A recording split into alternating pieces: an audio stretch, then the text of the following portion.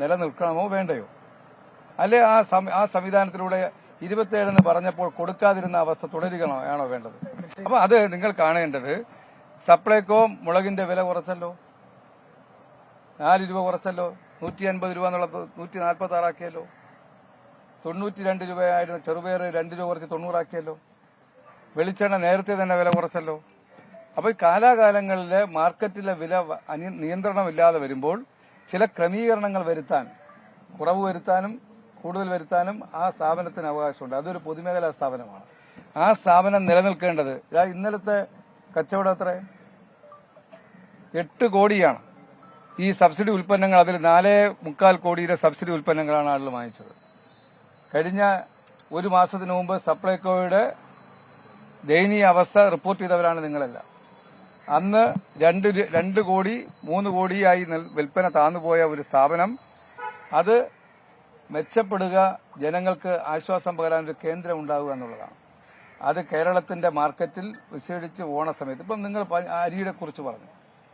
അരിയുടെ വിലയെ സംബന്ധിച്ച് മാർക്കറ്റിൽ എന്താ വില? 51, 55 രൂപയാണ്. 51 മുതൽ 55 രൂപയാണ്. സപ്ലൈകോയിലെ അരി ഇപ്പം വർദ്ധിപ്പിച്ചെന്ന് പറയുന്നത് എടുത്താൽ തന്നെ 33 ഉള്ളൂ. അപ്പോൾ എത്ര രൂപയുടെ ഡിഫറൻസാ? അപ്പൊ മാർക്കറ്റിലെ വിലയിൽ നിന്നും വലിയ തോതിൽ ആളുകൾക്ക് ആശ്വാസം പകരാനൊരു സംവിധാനമാണ് പൊതുമേഖലാ സ്ഥാപനം നിലനിർത്തുന്നത്. ഇന്ത്യയിൽ ഒരിടത്തും ചെയ്യാത്ത അത്തരം ഒരു സേവനം ചെയ്യുന്ന ഒരു സ്ഥാപനം, അതിനെ സപ്പോർട്ട് ചെയ്യാൻ, അതിനെ സംരക്ഷിക്കേണ്ടത് എന്റെയോ ഗവൺമെന്റിന്റെയോ മാത്രം ബാധ്യതയല്ല, നിങ്ങളുടെയും കൂടെ ബാധ്യതയാണ്, പൊതുസമൂഹത്തിന്റെ ബാധ്യതയാണ്. നേരത്തെ തന്നെ ഈ വിലക്കയറ്റം ഉണ്ടാകാൻ സാധ്യതയുണ്ടെന്നും വില പിടിച്ചു നിർത്താൻ ഞങ്ങൾ പോവുകയാണെന്നും സർക്കാർ പറഞ്ഞു. ചെയ്തല്ലോ, ചെയ്യല്ലേ? അത് വേറെ വിഷയങ്ങൾ, നിങ്ങൾ അതുമായി ബന്ധപ്പെടുത്തണ്ട.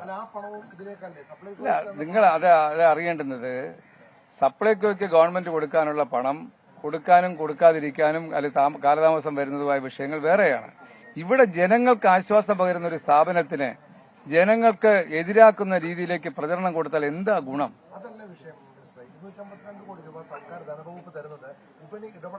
അതാ ഇത്രയും വലിയ, അതല്ല ഇത്രയും വലിയ വില കുറച്ച് കൊടുക്കുന്നത്.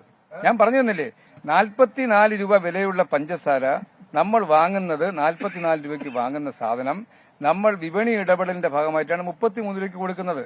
52 രൂപ വിലയുള്ള അരി നമ്മൾ വാങ്ങുന്നത് 42-42.25 രൂപയ്ക്ക് വാങ്ങുന്നത് 33 രൂപയ്ക്ക് കൊടുക്കുകയാണ്. അപ്പം വിപണി ഇടപെടൽ എന്ന് പറഞ്ഞാൽ 10-11 രൂപ ഒരു കിലോയിന്മേൽ വില കുറച്ചു കൊടുക്കാൻ ഒരു സംവിധാനത്തിനാണ് മാർക്കറ്റ് ഇന്റർവെൻഷന്റെ ഭാഗമായി ഗവൺമെന്റ് സബ്സിഡി കൊടുക്കാൻ വേണ്ടി പൈസ കൊടുക്കുന്നത്. അത് ഫലപ്രദമായി യൂട്ടിലൈസ് ചെയ്യണം.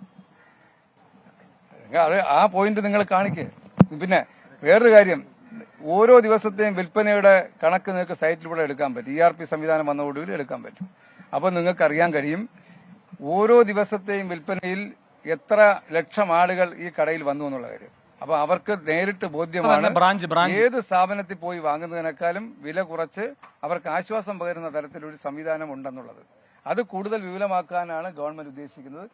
നമ്മൾ GRNൽ മാധ്യമങ്ങളെ കാണുകയായിരുന്നു. സപ്ലൈകോയിൽ 3 ഇനങ്ങളുടെ വിലവർധന ഉണ്ടായിരിക്കുന്നു. ഓണച്ചന്ത തുടങ്ങാനിരിക്കുന്ന ഘട്ടത്തിലാണ് സാധാരണക്കാർക്ക് തിരിച്ചടിയായുള്ള ഈ വിലവർധന വന്നിരിക്കുന്നത്. പക്ഷേ അതിനെ ന്യായീകരിക്കുകയാണ് മന്ത്രി.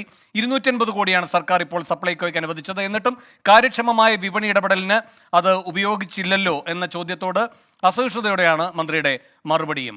വില കുറച്ചതിന്റെ കണക്കുകളാണ് മന്ത്രി ആ ഘട്ടത്തിൽ പറഞ്ഞത്. എന്തായാലും 3 ഇനങ്ങൾക്ക് ഈ ഓണക്കാലത്ത് അധിക വില കൊടുത്ത് തന്നെ സപ്ലൈകോയിൽ നിന്ന് ആളുകൾക്ക് വാങ്ങേണ്ടി വരും.